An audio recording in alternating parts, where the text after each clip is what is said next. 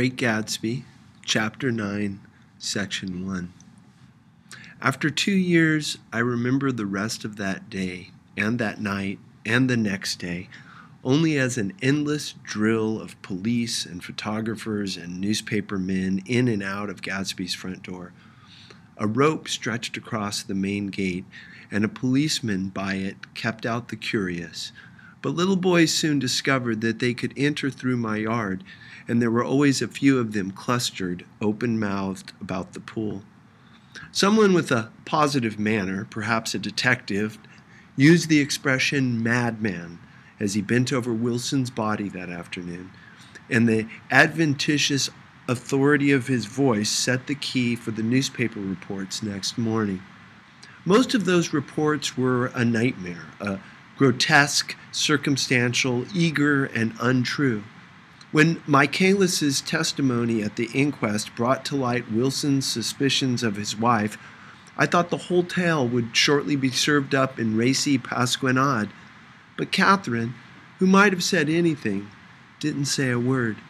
She showed a surprising amount of character about it, too, looked at the coroner with determined eyes under that corrected brow of hers, and swore that her sister had never seen Gatsby, that her sister was completely happy with her husband, that her sister had been into no mischief whatsoever. She convinced herself of it and cried into her handkerchief as if the very suggestion was more than she could endure. So Wilson was reduced to a man deranged by grief in order that the case might remain in its simplest form, and it rested there. But all this part of it seemed remote and unessential. I found myself on Gatsby's side and alone. From the moment I telephoned news of the catastrophe to West Egg Village, every surmise about him and every practical question was referred to me. At first I was surprised and confused.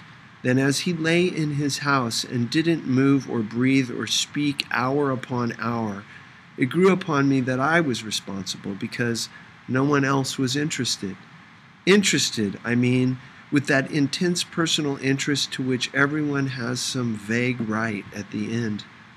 I called up Daisy half an hour after we found him, called her instinctively and without hesitation, but she and Tom had gone away early that afternoon and taken baggage with them.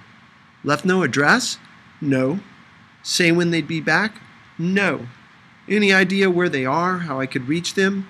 I don't know, can't say. I wanted to get somebody for him. I wanted to go into the room where he lay and reassure him. I'll get somebody for you, Gatsby. Don't worry. Just trust me, and I'll get somebody for you. Meyer Wolfson's name wasn't in the phone book. The butler gave me his office address on Broadway, and I called information. But by the time I had the number, it was long after 5, and no one answered the phone. Will you ring again? I've rung them 3 times. It's very important. Sorry, I'm afraid no one's there. I went back to the drawing room and thought for an instant that they were chance visitors, all these official people who suddenly filled in. But as they drew back the sheet and looked at Gatsby with unmoved eyes, his protest continued in my brain. Look here, old sport, you've got to get somebody for me. You've got to try hard. I can't go through this alone.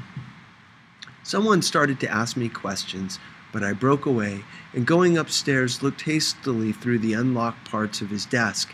He'd never told me definitely that his parents were dead, but there was nothing, only the picture of Dan Cody, a token of forgotten violence, staring down from the wall.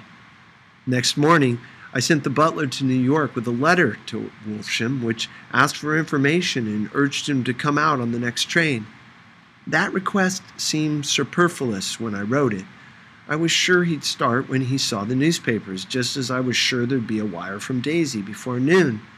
But neither a wire nor Mr. Wolfson arrived. No one arrived, except more police and photographers and newspapermen. When the butler brought back Wolfson's answer, I began to have a feeling of defiance, of scornful solidarity between Gatsby and me against them all. Dear Mr. Carraway, this has been one of the most terrible shocks of my life to me. I hardly can believe it, that it is true at all. Such a mad act as that man did should make us all think. I cannot come down now, as I am tied up in some very important business and cannot get mixed up in this thing now. If there is anything I can do a little later, let me know in a letter by Edgar. I hardly know where I am when I hear about a thing like this and am completely knocked down and out. Truly yours, Meyer Wolfschen. And then hasty addenda beneath.